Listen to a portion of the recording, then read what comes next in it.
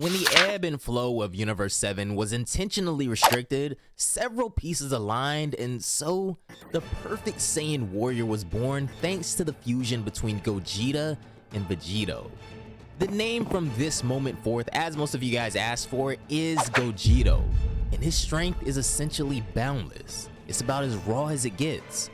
Back then, when Gogeta transcended from Super Saiyan Blue and straight into Super Saiyan White, the Grand Priest had a premonition. He would see a very compelling future where this fused warrior had disrupted the very foundation of the multiverse. Of course, as of this point, that future is still a story that's yet to be told, but the Grand Priest cannot ignore this faint testimony from the future, and yet, at the same time, it's interesting enough for him to just allow it for the time being. So just what is this sporadic future that has the Grand Priest not only so intrigued, but fearful as well? Well, I guess we're just gonna have to wait and see, but for better or worse, the saga of the strongest warrior Gogeta continues. Definitely be sure you guys check out the first part of What If Gogeta and Vegito Fused if you haven't already, since it establishes all of the groundwork for this series we're gonna be working on. And real quick guys, before we go any further, if you are enjoying the What If Gogeta and Vegito Fuse series, consider leaving a like if you haven't done so already, and let's try to get to 2,500 likes on this video, and I got you guys with part 3 of What If Gogeta and Vegito Fused. But without further ado,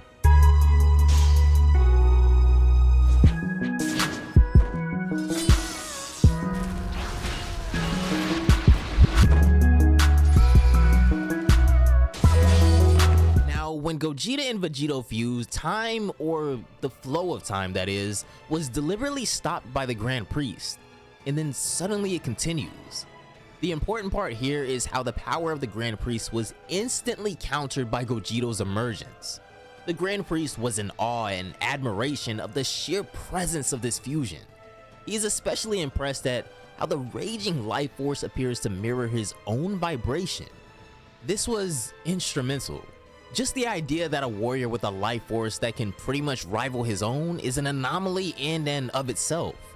Unfortunately, before Gogeta could reach his full strength, Gogeta and Vegito end up expending too much energy on the fusion, and you know what happens next. They kinda poop defuse. The diffusion this time is twofold, however. First, Gogeta reverts back to Gogeta and Vegito, and then you have the two pairs of Goku and Vegeta. They're all about as worn out as you can get, and since the purpose of this space-time bubble was to introduce the unusual nature of Goku and Vegeta's fusion to the authorities of the universe, the Saiyan duos are now in a vegetative state. Their memories of the incident are conveniently wiped out, and as far as Gogeta goes, it's like he never existed. And so, before they can even wake up, the Saiyans are sent back to their respective timelines from where they were picked up. And yet, the Grand Priest can still feel the anticipation. He knows that ever since that fusion, there's been something different about the multiverse, but just what is it? The concern is there, but it isn't big enough to warrant the elimination of Goku and Vegeta from existence. Like with all things, there's always a reason for why something happened the way it did. Since Gogeta was strong enough to overrule the Grand Priest's power, something impossible may happen again. Subsequently, Whis and Beerus have returned to their planet. So what do you think that was all about, Beerus asks. Honestly, I have no idea. Father can be oddly meticulous sometimes, but we don't even know the context in this case, Whis replies. Alright, though, do you think the Grand Priest has ever lost a fight, Beerus asks. Never. I mean, do you think I've ever lost a fight? We, the appointed angels, are not supposed to lose, Whis states. There's a slight pause in their conversation, and then Whis notices something extraordinarily unusual. Lord Beerus, looks like it hasn't ended after all. In fact, it seems like it's only just begun, he declares. The domain, which was created by the Grand Priest to introduce the simultaneous existence of Gogeta and Vegito, even though it was absolved into nothingness after that event, Whis sees that it's still very much there. Not only that, the Grand Priest starts getting similar reports from all of the other angels in the 12 universes as well. Inconsistencies are starting to emerge in the structure of space and time itself. And at first, so far so good. It was really nothing to write home about, a few inconsistencies here or there. But then, something truly stunning would happen. One of the 6 universes which were erased by Zeno a few million years ago, specifically Universe 13, comes back into existence once again. There's a massive Big Bang, but instead of being the foundation of a new universe, it brings an already dead one back to life. This would leave everyone, including the Grand Priest, utterly speechless. Whis observes as the man behind it all appears once again. Right at the spot where Gogeta had defused initially, he was already there again. So what exactly happened? Well, let's go back in time a little and see for ourselves. Right before Gogeta turned into Super Saiyan White and defused, he actually saw it all coming, almost as if his sixth sense had already experienced it, and so that Gogeta from a few moments ago improvised and appropriated his boundless energy in a different way that we've never seen before. If we recall correctly, this domain that they're in was essentially detached from reality. Gogeta was the only one who brought the flow of time back into it. His energy was oozing out of him and just spreading in all directions now. It would eventually even leak out of this domain and began searching for similar sources of energy throughout the entire history of the multiverse until finally, this boundless energy would stumble across the first ever Saiyan legend, Yamoshi. Gogeta's energy synchronizes with Yamoshi's transformation, and instead of your just usual legendary Super Saiyan, this man evolves into a Super Saiyan God. And at this point, even the etymology of the word Saiyan has been redefined. Yamoshi went on to do even more incredible things. Eventually, the Super Saiyan transformation became an everyday thing in the Saiyan race. Before long, several Saiyans had emerged who had even broken past the Super Saiyan limits. The Frieza race was absolutely smothered by Goku's father Bardock. The birth of Broly would be met with great celebrations since the Saiyans are now allegedly the strongest race in Universe 7 and among the top 5 races of all universes. That's correct, the Saiyans are still there and their existence rivals that of the Angel race. That's the level we're talking about now, and just like how the Angels have the Grand Priest to oversee them, Saiyans may not have any idea, but Gogeta is serving a similar purpose.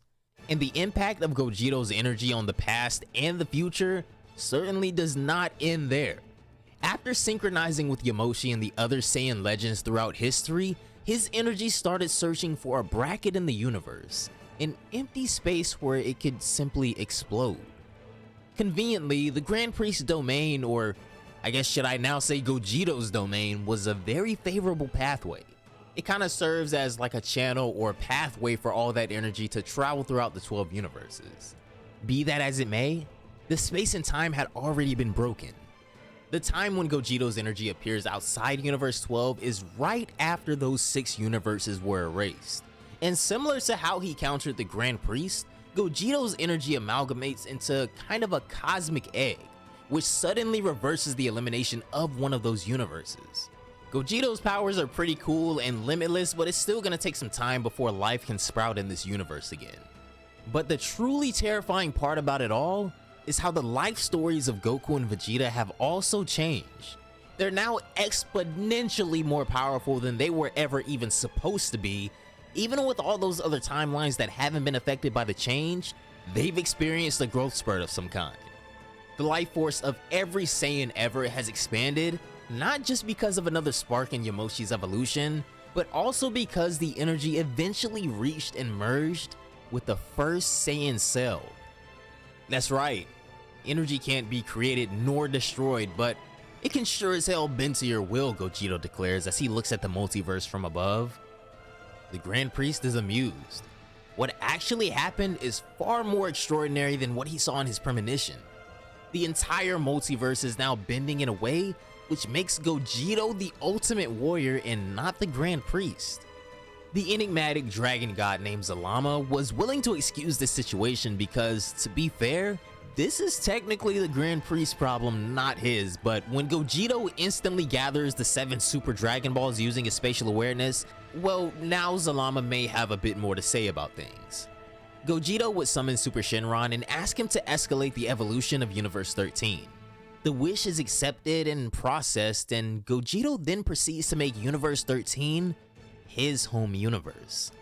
Meanwhile, Goku and Vegeta from the first timeline have woken up from their slumber. For the sake of a little bit of context, these two were the Vegito side in that fusion. Hey Kakarot, you feeling this, Vegeta asks? Yeah, Vegeta, looks like the dream we had wasn't a dream after all. I have a bad feeling about this, Goku replies. Which may be completely warranted because the dominion of the strongest warrior Gogeta ruling over a resurrected Universe 13 has honestly only just begun. And remember guys, if you want a part 3 to What If Gogeta and Vegito Fused, 2,500 likes is the deal, but I know for this community that's gonna be a breeze. So if you guys have not already, consider leaving a like on the video, and also don't forget to hit that subscribe button and the notification bell, because you do not want to miss when more content like this goes live, especially part 3 of What If Gogeta and Vegito Fused. But anyways, have a great day, and I'll see you all in the next one. Bye guys.